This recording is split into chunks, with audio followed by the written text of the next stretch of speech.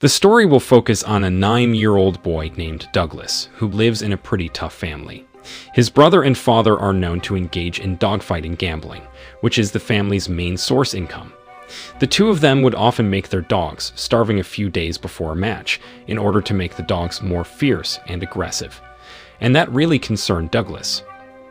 Unable to see the dogs starving, Douglas was given them food which was accidentally seen by his brother, who immediately complained to his father.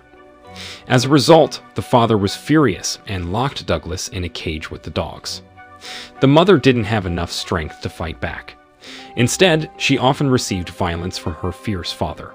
So instead of getting support and help from a mother figure, Douglas had to live in misery, after his mother chose to run away and apologized for not being able to bring him along. For about a year, Douglas lived in a cage with the dogs. He was cold, hot, and hungry for 1 year, which made Douglas a good friend to all of the dogs. He even taught them many things from books and magazines that he accidentally found on the other side of the cage. Unbeknownst to his father and brother, one of the dogs had given birth to some puppies that Douglas had hidden on the other side of the cage. Whereupon the brother, again, accidentally saw it, and for the second time, the brother complained to his father. Citing burden and the need to increase food rations, the father intended to finish off the puppies, in which Douglas tried to prevent it from happening, until finally the father accidentally fired a shot that cut off one of Douglas' fingers, and the bullet bounced off the wall, hitting him right in the back. It was at that crucial moment that Douglas put his severed finger in plastic and ordered one of the dogs to go to the police car according to the book, until finally the crimes of the father and brother were exposed, which made both of them thrown into prison for confinement and persecution. The brother was sentenced to 8 years in prison, while the father was found dead by suicide 2 weeks after the judge decided on the sentence. As for Douglas himself, he was sent to an orphanage. Because of the bullet that lodged in his spine, Douglas was declared disabled for walking entire his life and will be confined to a wheelchair forever. He had no friends and often just stayed in his room watching his peers play outside. Douglas's life changed instantly when a girl named Selma, an orphan, who also lived there and served as a librarian, often put on small theater performances. Douglas was invited to be involved in the performance, which brought him back to life and gave him the enthusiasm to get through the day. However, that didn't last long, as Selma was adopted by a family that left Douglas back in his loneliness. After 8 years, Douglas now works as the owner of a government-run dog shelter. In addition to taking care of and accommodating abandoned dogs, Douglas is also diligently compiling clippings related to the figure of Selma, who is now a star on one of the big theater stages, until he decided to watch the performance live for the first time. After 8 years of separation, Douglas can finally meet his first love again. Even though she is much older, Selma is still the number one in his heart. Instead of continuing their interrupted closeness, Douglas had to feel girt for the umpteenth time, because Selma apparently already has another heart mooring and plans to get married in the near future. In the end, Douglas realized one thing, that hoping in humans will only lead to disappointment. The greater hope, the greater disappointment. He was finally convinced to dedicate his entire life to dogs and changed his nickname to Dogman. On the day of his brother's freedom after 8 years in prison, Douglas sent some of his trained dogs. They were very obedient to Douglas' commands. In fact, because they were so obedient, the dogs could be told to watch and follow Douglas' brother's movements, including finishing him off on the spot. Some time passed, and Douglas had a visitor who was a government person assigned to give him news about the funding that would be terminated. The government apparently already had a new plan for the land, which would be turned into a property business park. So Douglas was given 3 days to prepare for his departure. The dogs themselves will be moved to another shelter.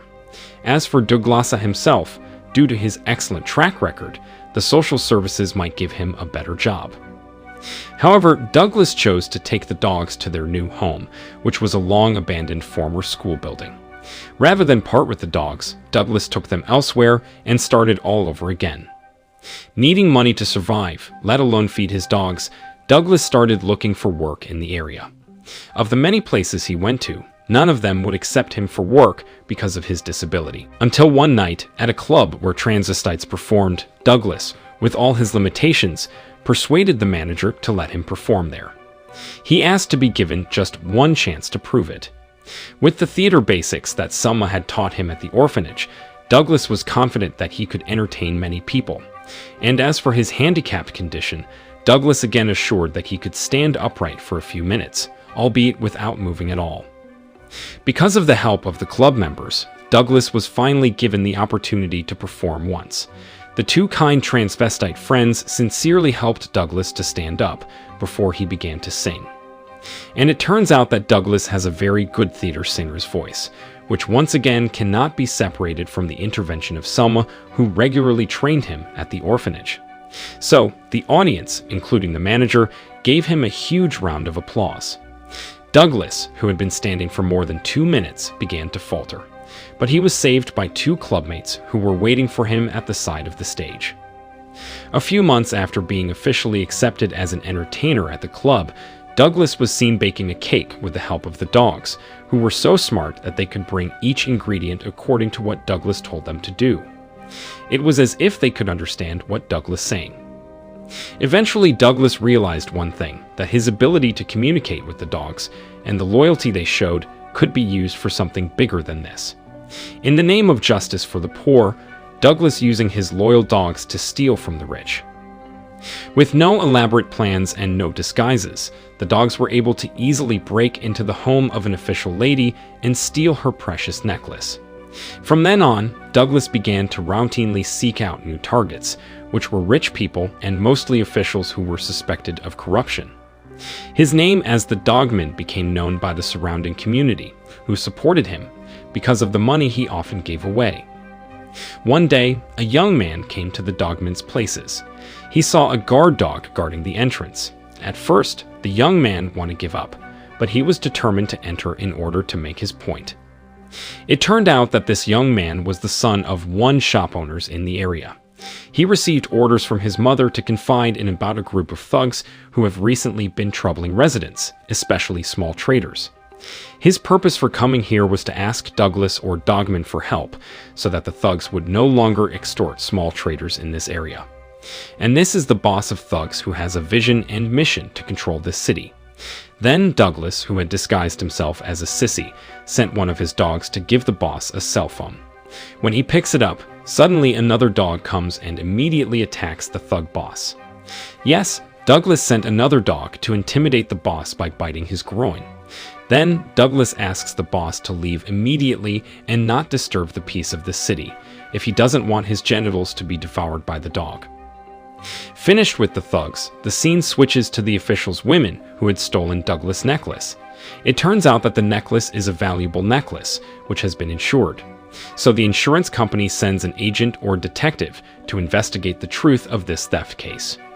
The detective began his investigation by checking the CCTV footage installed in the official's house.